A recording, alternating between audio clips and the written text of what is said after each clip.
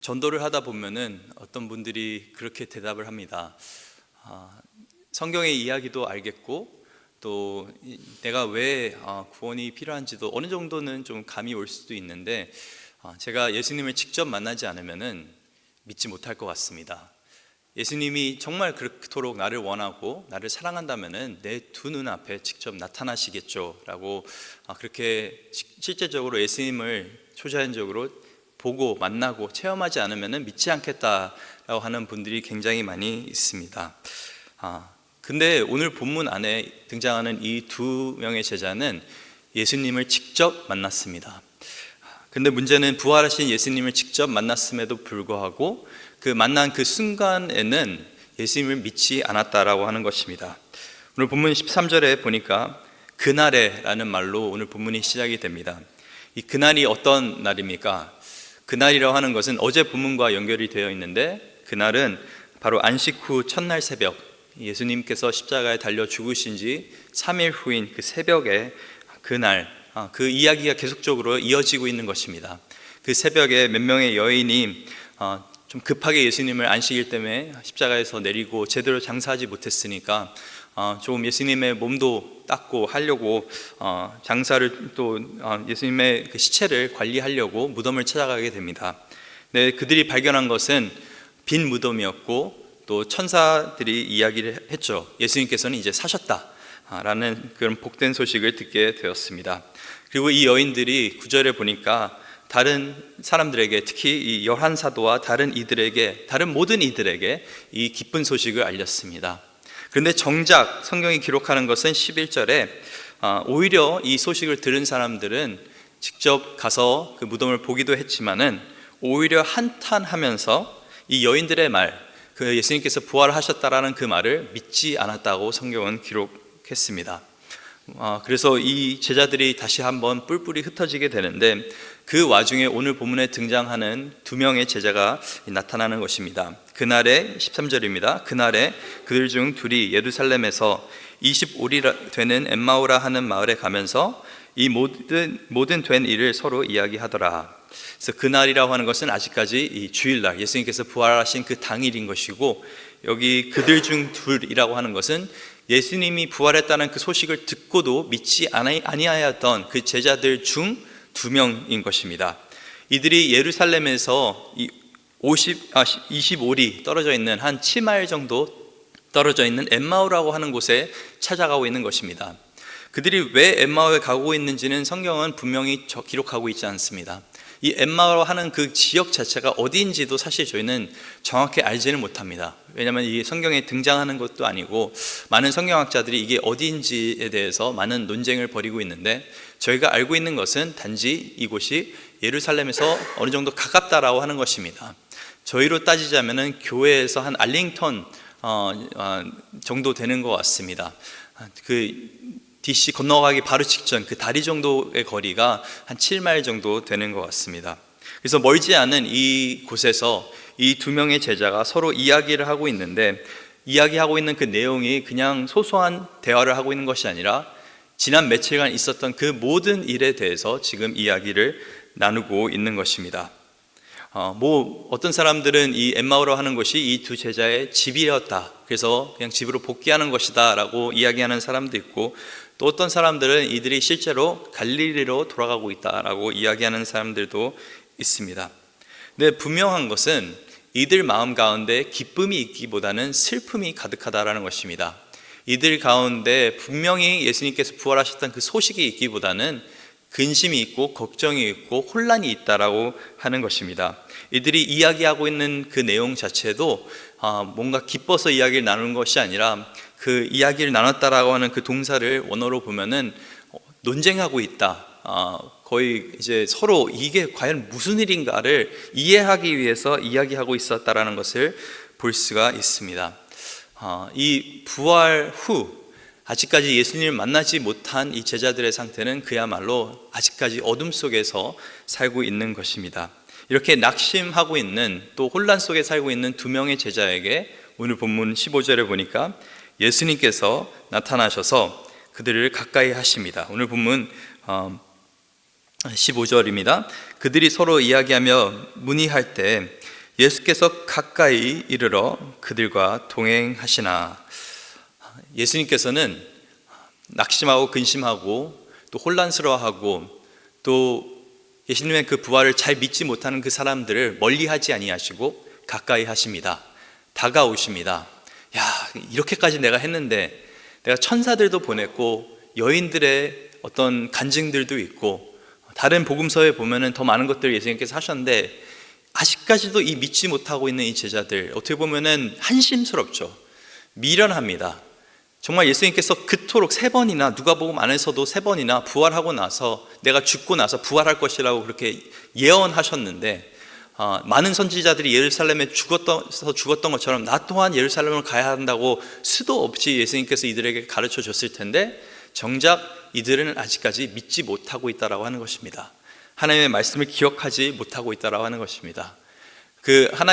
예수님께서 예언했던 그 모든 것들을 하나하나 지금 이루어지고 있는데도 이들은 믿음이 부족해서 제대로 보지 못하고 있다는 것인데, 이 가운데 이들의 연약함 속에서 소망이 있는 것은 예수 그리스도와 이들을 가까이 했다라고 하는 것이고, 이들에게 다가왔다라고 하는 것입니다.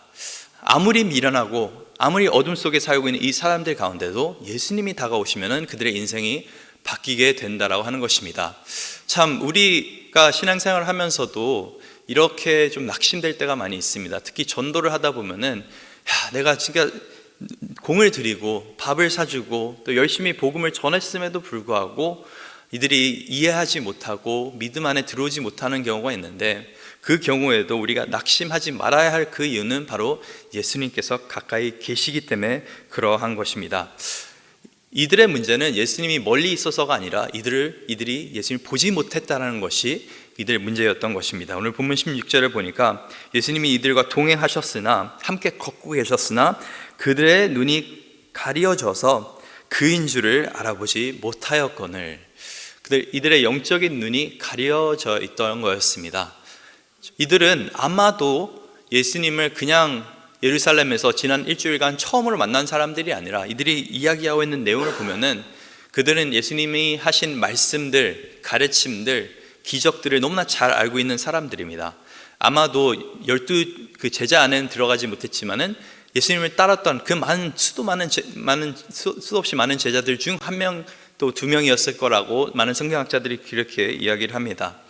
다른 말로는 이들은 예수님과 참 가까이 했던 그런 사람들이었는데, 그런데 정작 16절에 보니까 예수님이 눈앞에 있음에도 불구하고 그들의 눈이 가려져서 그들은 예수님을 보지 못했다고, 알아보지 못했다고 성경은 말하고 있는 것입니다. 그래서 우리가 전도를 할 때, 누군가에게 이 복음을 전할 때는 반드시 우리가 기도해야 되는 그 이유는, 정말 이들이 예수님에 대한 지식이 있고 예수님에 대한 정보가 있다 하더라도 이들의 눈이, 영적인 눈이 띄지 않으면은, 하나님께서 이들의 마음의 밭을 바꿔주시지 않으면은 정말 이들은 까막눈이 된다라고 하는 것입니다. 우리도 마찬가지입니다. 우리가 열심히 믿어서, 열심히 교회 다녀서 믿음 가운데 들어온 것이 아니라 하나님께서 우리의 눈을 열어주신 것입니다. 하나님께서 우리의 귀를 열어주신 것입니다. 믿음은 철저하게 하나님의 은혜로 시작되는 것입니다. 예수님께서 먼저 우리에게 가까이 다가와 주셨고, 또 이해하지 못하는 미련한 우리 가운데 정말 말씀으로 임하여 주셔서 우리가 깨달을 수 있게, 이해할 수 있게 또 우리의 영적인 눈을 띄게 하여 주셨습니다. 그래서 오늘 본문 17절에 보니까 이렇게 예수님께서 그들의 이야기를 듣고 말합니다. 예수께서 이르시되 너희가 길을 가면서 서로 주고 받고 하는 이야기가 무엇이냐 하시니, 2사람이 슬픈 빛을 띠고 머물러 서더라. 예수님을 진짜 제대로 보지 못하는 사람들의 특징은 뭐냐면은 그 마음 안에 항상 슬픔이 있고 근심이 있다라고 하는 것입니다. 내가 어디로 가야 할지, 어떻게 살아야 할지, 이들은 아마 지금 이 순간에 많이 낙심되었을 것입니다. 지난 몇 년간 정말 예수님에게 올인했었는데, 예수님을 따르겠다고 많은 것들을 포기하고 지금까지 함께 해왔는데, 근데 정작 자기들이 생각하는 예수님과 지금 현재 일어나고 있는 일들이 매치가 되지 않는 것입니다. 자기들은 어떤 예수님을 기대했냐면은 이 로마 제국의 압제 속에서 이스라엘을, 그 민족을, 그 유대 사람들을 구원할 메시아를 이들은 바라보고 있었던 것이었습니다.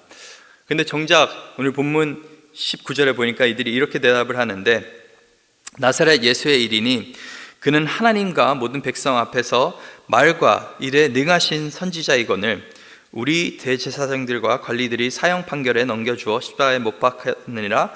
우리는 이 사람이 이스라엘을 속량할 자, 속량할 자라고 하는 것은 구원할 자, 영어로는 redeemer입니다. 구원할 자라고 그렇게 믿었다, 바랐노라 라고 성경이 기록하고 있습니다.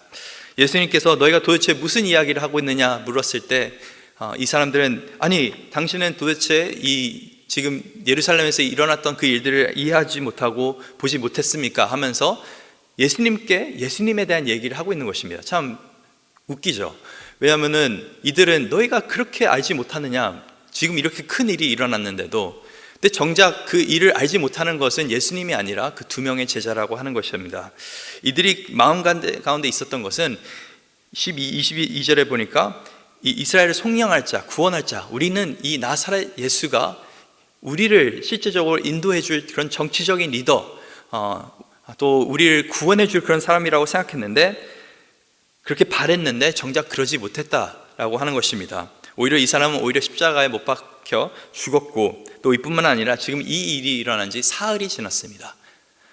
많은 시간이 지났고, 그리고 우리 중에 22절에 보니까 우리 중에 어떤 여자들이 우리로 놀라게 하였으니 이는 그들이 새벽에 무덤에 갔더라.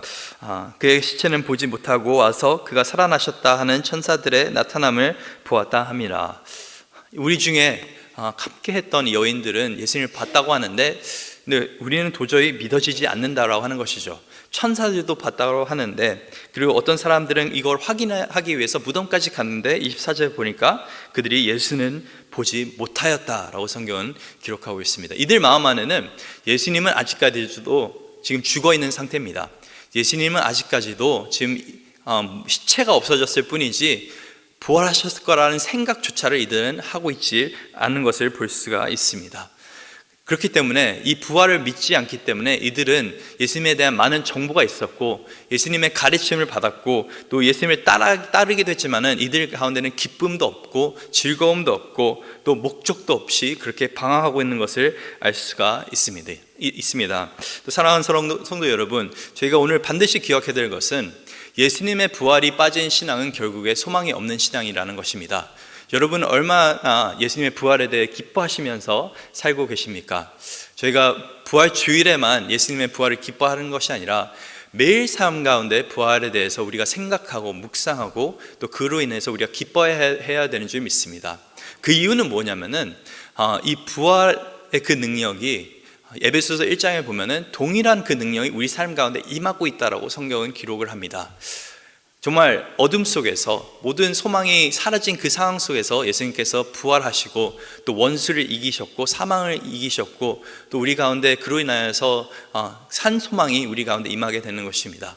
그 말은 뭐냐면은 크리스찬에게는, 그리스도인에게는 그 어떤 순간도 절망적인 순간은 없다라고 하는 것입니다. 우리가 예수 그리스도 정말 만약 이 땅 가운데 죽게 되면은 우리가 그토록 사랑하는 주님을 보게 되는 것이요. 그렇지 않다고 하더라도 정말 우리가 절망 속에 있지 않다 하더라도 매일 삶 가운데 소망을 두고 우리가 살 수가 있는 것입니다. 우리 인생 가운데 분명히 어려움이 있고 힘든 점이 많고 또 고난도 분명히 있습니다. 하지만 그 고난을 이길 수 있는 우리 가운데 그 힘은 뭐냐면은 부활을 믿는 그 부활신앙이라고 하는 것입니다. 그래서 이 사도 바울이 고린도전서 15장 14절에 이렇게 기록했습니다. 그리스도께서 만일 다시 살아나지 못하셨으면 우리가 전파하는 것도 헛것이요 또 너희 믿음도 헛것이며, 우리가 복음을 전파하는 것, 전도하는 것 자체, 설교하는 것 자체, 가르는 것 자체도 예수님의 부활 없이는 헛된 것이요 또 우리가 믿는 것 자체도 헛된 것이다 라고 하는 것입니다. 근데 이걸 바꿔서 말하면은 예수님께서 진짜 부활하셨다고 한다면은 우리의 믿음이 결코 헛되지 않다라고 하는 것입니다. 우리의 믿음이 가치가 있다라고 하는 것입니다. 어떤 상황에 있든 우리는 예수 그리스도를 믿으면서 살만한 그런 이유가 있다라고 하는 것입니다. 그리고 우리가 복음을 전파하는 그것 자체도 헛된 것이 아닙니다. 어떤 경우에는 우리가 참 내가 이렇게 불편하게 사람들을 만나가면서 나의 것을 투자해가면서 전도하고 선교해야 되나? 이렇게 하는 게 맞나? 그냥 나 편하기 위해서 나 잘 먹고 잘 살기 위해서 사는 거는 어렵지 않은데 내가 왜 이토록 전파하는 일에, 복음을 전하는 일에 힘을 써야 되나? 그렇게 힘쓸 수 있는 이유는 사람들이 우리의 이야기를 듣고 어떤 때는 믿고 믿지 않을 때는 또 낙심이 될 수 있지만은 그 가운데도 우리가 소망을 잃지 않고 사는 그 이유는 바로 예수님의 부활이 있기 때문에 그런 것입니다. 언젠가는 우리 모두가 하나님의 그 심판대 앞에 설 것이고 우리의 인생에 대해서 이렇게 이야기해야 되는 상황이 오게 될 것입니다. 그 가운데 우리의 인생에 대해서는 사실 이야기할 것이 없죠. 예수 그리스도의 그 은혜로만 우리가 그 심판대 앞에 경건하게 설 수 있게 되는 줄 믿습니다. 그래서 예수님과 함께 있어도 보지 못하는 자 되지 않고 정말 예수님의 그 은혜로 예수님과 늘 동행할 수 있는 저와 여러분 될 수 있기를 간절히 소망합니다. 사실 더 많은 것을 나누고 싶지만은 내일 본문에서 이제 어떻게 이 제자들을 변화시키는지, 어떻게 이 제자들의 눈이 뜨게 되는지를 보게 될 것인데, 그래서 참 예수님께서 인내하시면서 이 부족한 제자들을 어떻게 변화시키는지를 보게 될 것인데, 근데 한 가지 오늘 본문을 통해서 반드시 기억해야 되는 것은 부활 없는 신앙은 소망이 없는 신앙이고, 대신에 부활이 있는 신앙은 언제든지 소망을 가질 수 있는, 기쁨이 있는 그런 신앙이라는 것을 반드시 기억하는 저와 여러분 될 수 있기를 간절히 소망합니다. 그렇게 하여서 오늘도 복음을 위해서 또 복음을 전하는 사람 될 수 있기를 간절히 소망합니다.